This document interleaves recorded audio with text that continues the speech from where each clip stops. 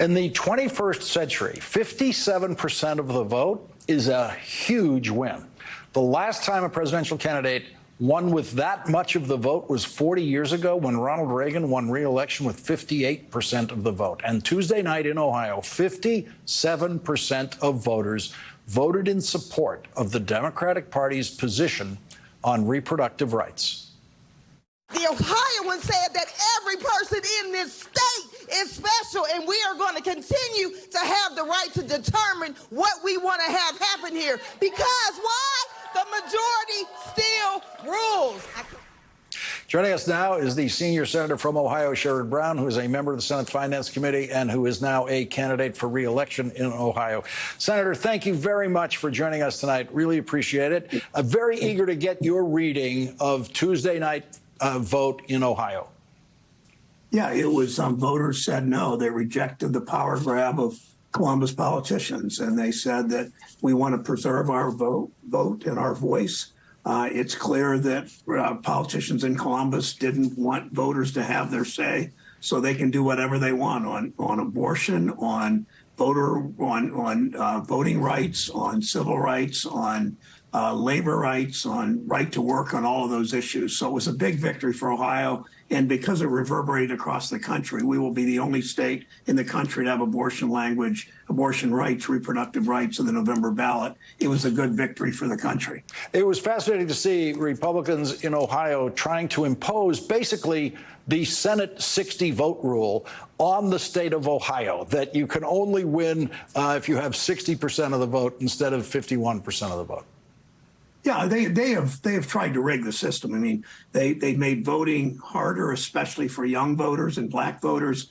They have done an extraordinarily effective, I guess is the right word, job on gerrymandering. Democrats typically lose by 6 or 7 points in Ohio. If you look at averages, the legislature is more than 2-1, both houses Republican, Congress the same way.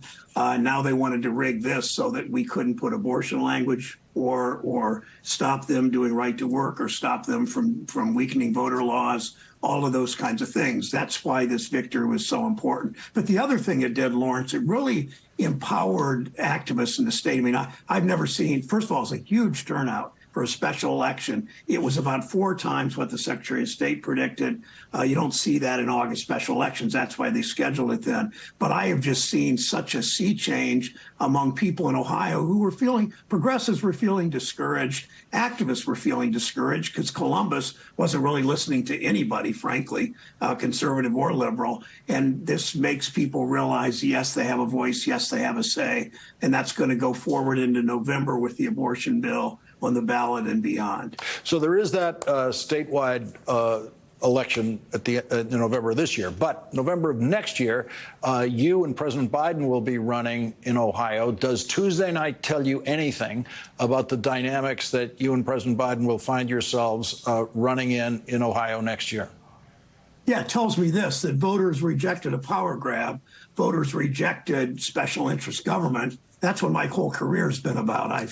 Whether it's fighting for the fentanyl bill, whether it's fighting for the PACT Act to extend health care to veterans, whether it's writing the bill and getting a bipartisan agreement on a bill through the Banking Housing Committee, which I chair, on holding Wall Street executives who run crash banks into the ground, holding them accountable. So voters, I think, have voted for me in the past because I do stand up to those interest groups. That's what last Tuesday was about. That's why I ask people to come to SherrodBrown.com and join us for this race the next year.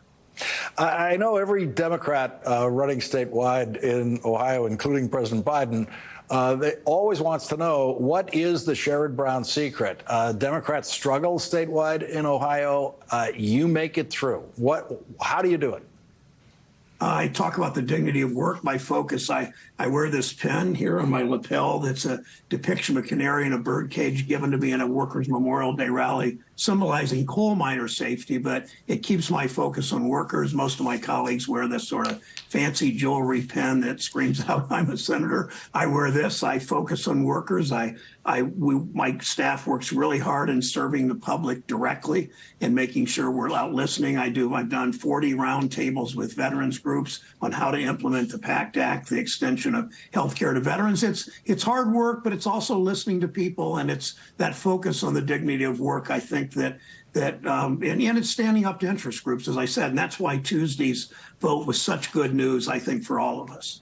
Do you see Tuesday's vote in Ohio? There's that old saying about as Ohio goes, so goes the nation, which might not be as true as it used to be in presidential politics. But is there something in Tuesday's vote for the rest of the country?